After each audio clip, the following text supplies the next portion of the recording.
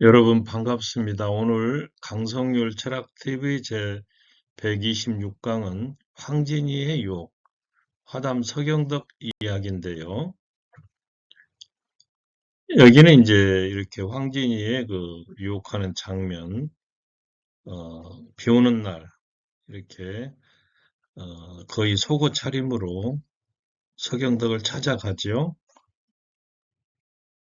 오늘 강의 순서를 먼저 말씀드리도록 하겠습니다. 서경덕의 생애 간단히 살펴보고 어린 시절에 이제 푸성기와 종달새 일화가 있습니다. 그리고 이제 서경덕의 독학하는 방법이 좀 특이했고요. 황진이가 기생이 된 이 까닭이 있습니다. 그리고 황진이가 유혹했던 그 벽계수 이야기, 또 황진이가 넘어뜨렸던 지족선사, 그리고 황진이와 서경덕은 과연 어떻게 됐는가, 그런 이야기로 영상 꾸며봤습니다. 서경덕의 생애인데요. 조선 중기학자로서 호는 화담입니다. 독학으로 사서 육경을 연마했는데 서당에서 한문을 겨우 깨우치는 정도의 교육밖에 받지 않았습니다. 정치에 관심을 끊고 학문 연구와 후학 양성에만 전념을 했는데요. 조선의 유학자들이 과거에 급제해서 벼슬을 했던 것과는 다른 매우 특이한 인물이 되겠습니다. 그리고 공부하는 방법도 아주 특이했는데요. 벽에 한자를 써 붙이고 그 뜻과 세상과의 관계를 계속 사색궁리했다는 겁니다. 그리고 평생 여색을 멀리함으로써 또 기생, 황진이와의 일화가 전해져 오고 있죠. 서경덕은 사후에 선조 때 의정부 좌의정에 추증이 됐습니다. 어린 시절에 서경덕은 풍덕, 풍덕 개풍군인데요. 이곳에서 이제 인접돼 있는 개성으로 이사를 가서 개성에서 태어났습니다. 그러니까 부모님이 이제 이사를 가서 여기서 태어났다는 얘기인데 할아버지와 아버지 이름은 서호본인데 낮은 무관 벼슬을 했다고 그래요. 그래서 아버지는 이제 남의 땅을 소작해서 이제 먹고 살 정도가 됐는데 그럼에도 소작료를 속이지 않고 꼬박꼬박 줌으로써 지주는 확인하지도 않고 돈을 받았다고 합니다. 어느 날 개성에 큰 불이 나서 자기 집에까지 옮겨 붙었는데 이 서호본이란 그 아버지가 향을 사르고 충문을 지어서 평생에 저는 감히 의롭지 않은 일을 하지 않았나이다 이렇게 하늘에 고하자 갑자기 바람이 일어서 불이 붙은 초가지붕을 걷어가 버렸다. 그래서 사람들이 이 집의 여러 대에 걸친 덕을 쌓았다는 거죠. 적덕이 하늘이 감흥했다. 이런 평을 했다고 합니다. 3대 독자였던 그 서경덕은 5살 우물에 빠질 뻔했는데 그래서 살아났다고 그래요. 그래서 해마다 그날을 기념해서 마을 잔치를 열었다고 합니다. 청소년 시절에 서경덕의 어머니가 밭에서 푸성기를 좀 뜯어오라 이렇게 시킨 일이 있는데 서경덕은 빈 강주리로 돌아온 겁니다. 그래서 그 연유를 물어봤더니 종달새가 땅에서 하늘로 날아오르는데 종일 그 이유만 생각하다가 푸성기 뜯는 걸 잊어버렸습니다.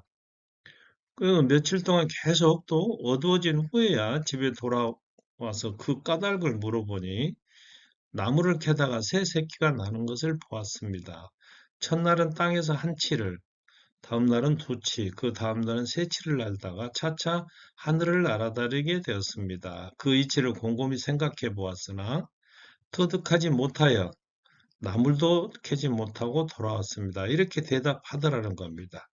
그래서 이 어린 소년의 종달새에 대한 관찰과 사색은 훗날 그 자신의 기철학을 확립하는데 좋은 계기가 되었다. 그런 얘기죠.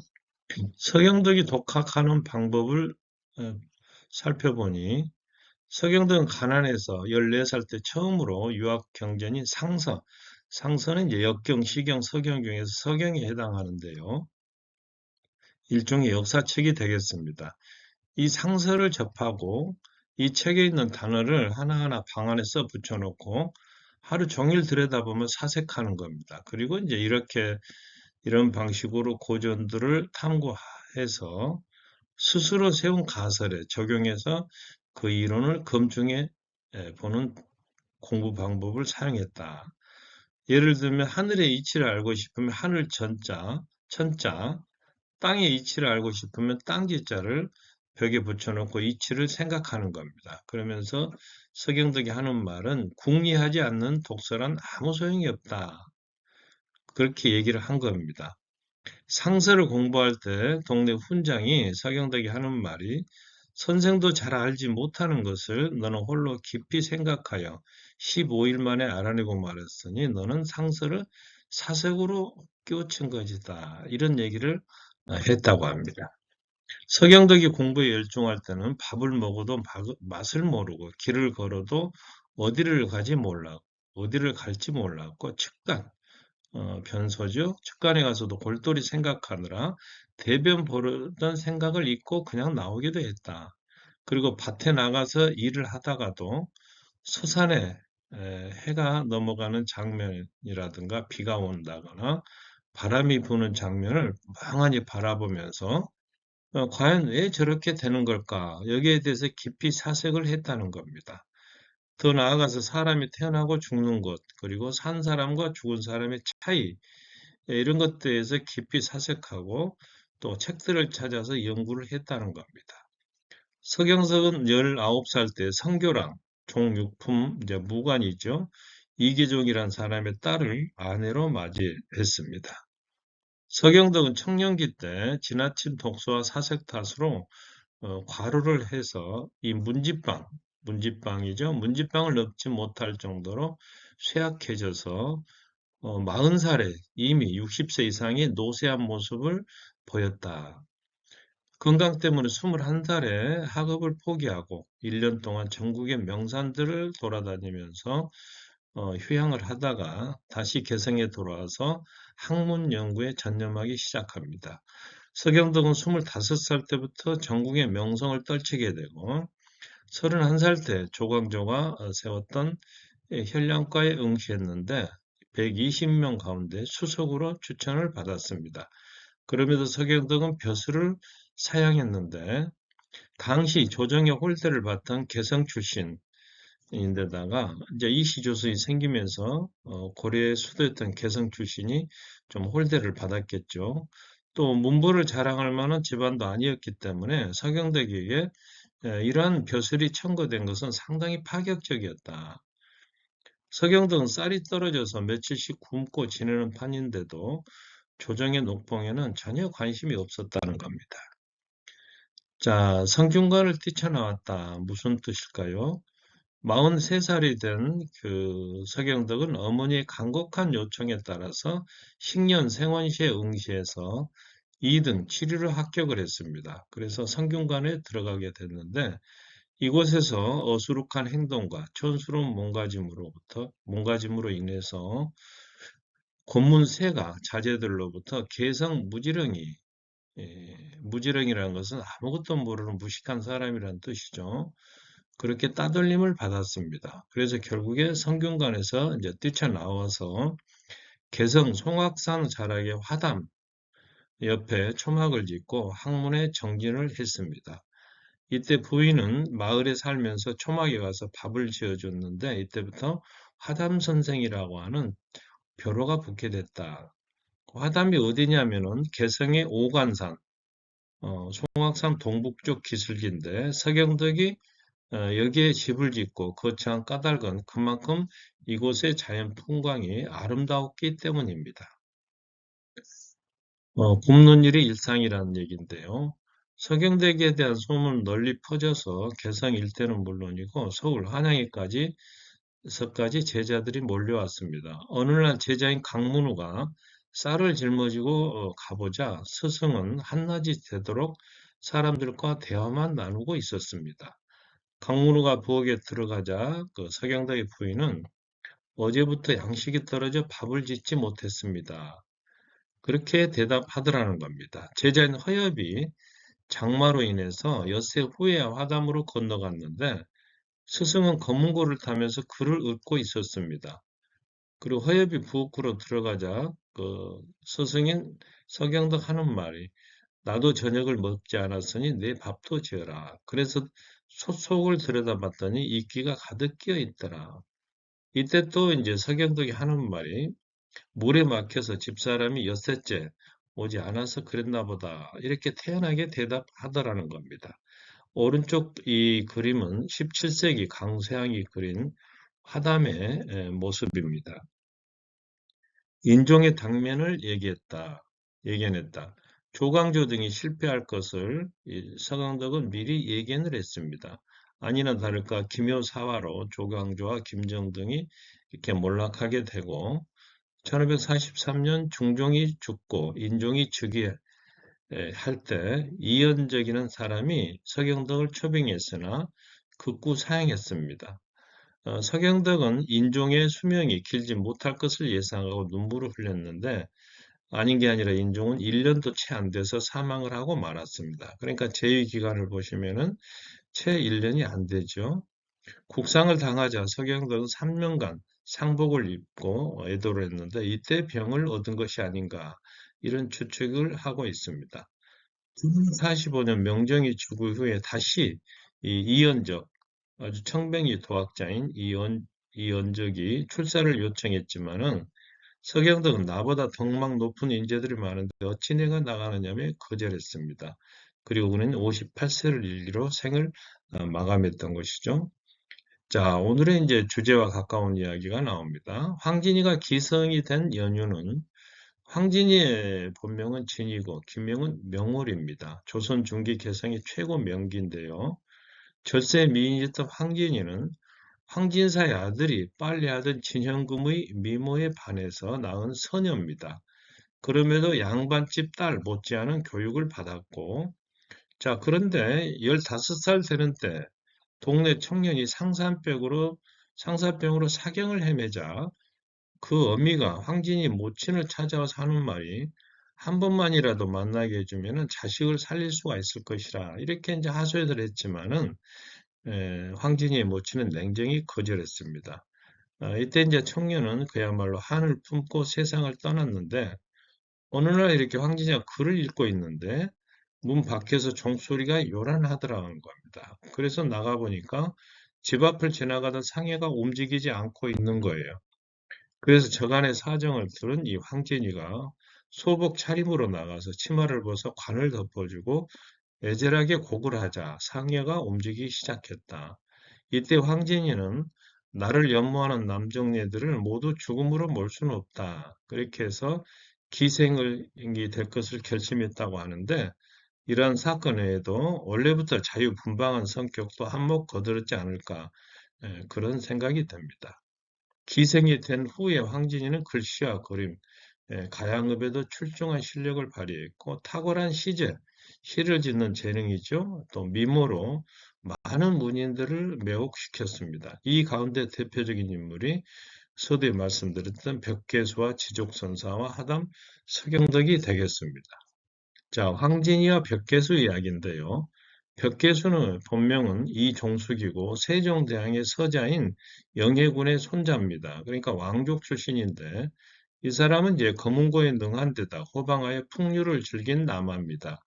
그리고 이 벽계수가 황진이를 만났을 때는 정사품수의 관직에 있을 때로 추정이 되는데 오늘 황진이가 벽계수의 초대를 받아 그의 집을 방문했을 때 벽계수는 마침 강의 중이었습니다. 이때 황진이는 그 앞에 무릎을 꿇고 기도를 했는데 이 장면을 보고 벽계수는 이러한 강아지 같은 여자가 이 세상에 또 어디 있을까 이렇게 감탄하고 다시 말하면 황진이의 아름다움과 예의 바름에 이제 놀랐다는 얘기고 이 장면 역시 또 벽계수 입장에서 보면 굉장히 영민한 모습을 보여준 일화가 아닌가. 벽계수 그리고 벽계수의 이제 묘비죠. 그리고 이제 벽계수는 황진의 유혹에 넘어가지 않겠다고 회원장담하자 여기에 대해서 지은 시가 황진이의 이 유명한 시입니다. 청살리 벽계수야 수의감을 자랑 마라. 일도 창의하면 돌아오기 어려우니 명월이 만공산한데 쉬어간들 어떠리. 그리고 이제 이 시는 동짓달 기나긴 밤을 한허리를 베어내와 더불어서 황진이를 대표하는 그런 시가 되겠습니다. 여기에서 벽계수라고 하는 말은 푸르고 맑은 시냇물입니다. 이 숫자가 물숫자죠. 동시에 벽계수라고 하는 것은 이종수의 호가 되겠습니다. 벽계, 조금 전에 이제 벼슬이 수라고 하지 않았습니까? 그러니까 이제 벽계수가 발음은 같으나 의미가 좀 다르지요.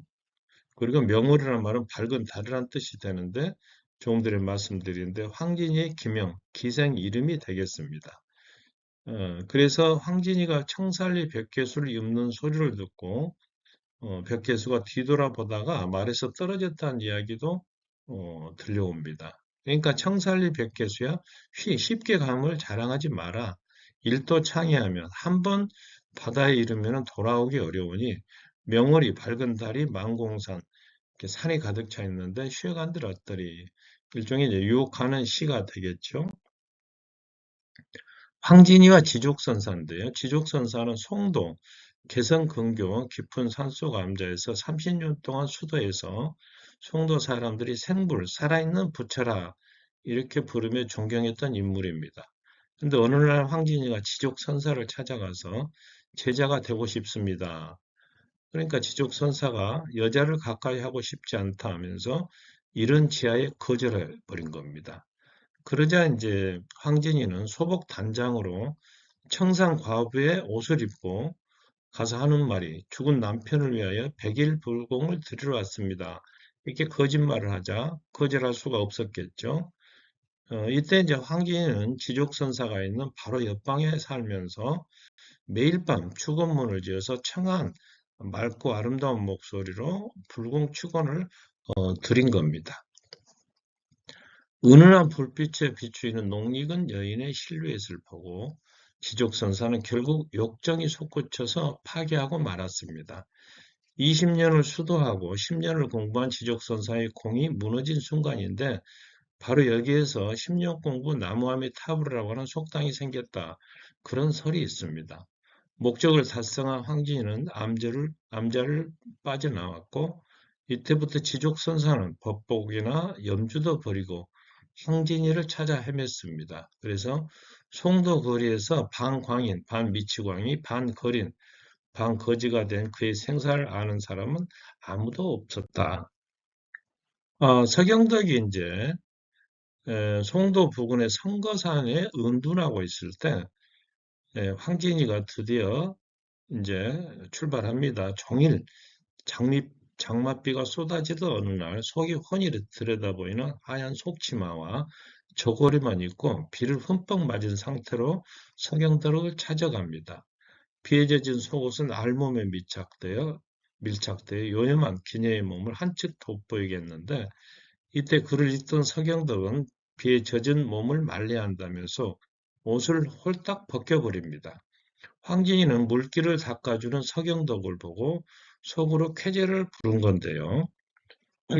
죄송합니다.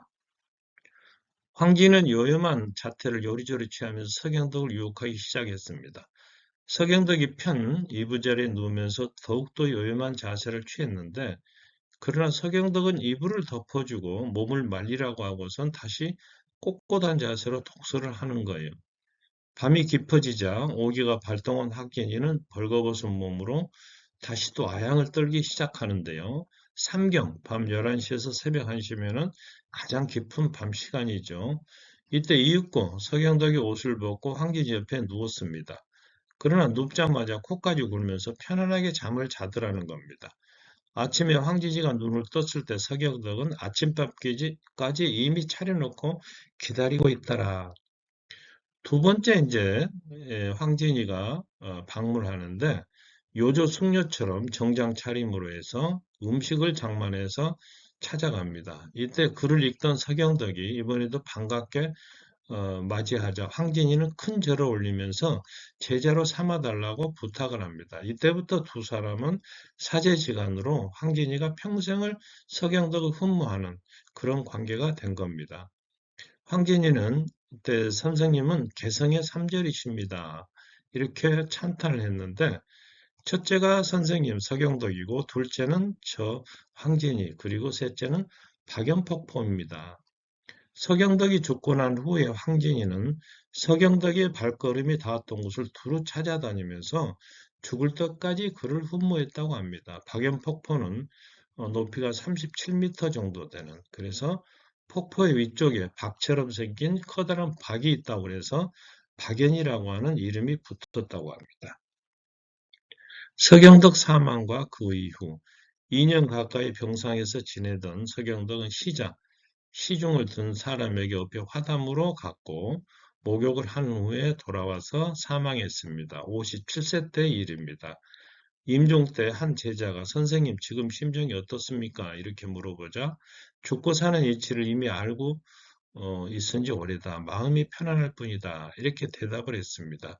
선조 때인 1575년 서경덕은 의정부 우의정, 좌의정이 추중이 됐고 이때 이제 선조에게 율곡이가 이렇게 설득했다고 합니다. 서경덕처럼 이렇게 스스로 공부한 사람이 얼마나 있습니까? 평소에 서경덕은 진리는 누군가 알려주는 것이 아니면 스스로 찾아야 된다. 이렇게 이제 생각을 했는데 바로 그 면을 율곡이 이렇게 들어서 설득을 한 겁니다. 여기는 송도 3절이죠. 박연폭포, 서경덕, 황진입니다. 서경덕의 철학은 기철학이라고 합니다. 기가 만물의 근원이라고 보는 기이론론인데요. 따라서 귀신이나 죽음의 문제도 귀의 취산, 기가 모이고 흩어지는 것으로 설명을 했기 때문에 미신을 믿지 않았습니다. 그래서 이러한 서경덕의 유물론적 사고는 풍수지리설이라든가 불교의 공이나 도교의 미신 등을 배척하게 되는데요. 자, 그러나 기의 순환을 인륜에 적용시켜 하는 것이 유학의 입장이었기 때문에 생전에 서경덕은 퇴계 이황과 격렬한 논쟁을 벌였습니다. 그 후에 주기론자인 이가 등장하면서 인정을 받게 됐는데요. 한국에만 존재하는 미신 9가지가 있습니다. 예를 들면 문 닫고 선풍기 틀고 자면 죽는다. 빨간색으로 이름 적으면 죽는다. 문지방 밟으면은 복이 나간다. 중요한 시험날에 미역국을 먹으면 안 된다. 이런 좀 허무맹랑한 미신들이 있어 왔죠. 오늘 강의를 정리해 드리도록 하겠습니다. 서경덕의 호는 화담이고 그는 정치에 관심을 끊고 학문 연구와 후학 양성에만 전념했으며 종달새 나는 장면을 관찰하다가 기철학으로 연결이 됐다. 그리고 혈량과를 통해서 출사의 계획이 있었으나 거절하고 화담에 응가하면서 학문 연구와 제자 양성에 힘을 썼습니다. 황진이와 벽계수 이야기, 지족선사 이야기, 그리고 황진이와 이제 서경덕이 결국에 사제지간으로 평생 이렇게 황진이가 서경덕을 흠모하며 결국에 성도 삼재로 이렇게 불리게 됐다는 이야기, 그리고 서경덕은 사후에 의정부, 우의정, 좌의정에 추중됐다는 이야기까지 말씀드렸습니다. 강성길 문학TV도 많이 시청해 주시기 바라고 오늘 영상이 좋으셨다면 구독과 좋아요 눌러주시면 감사하겠습니다. 여러분 고맙습니다.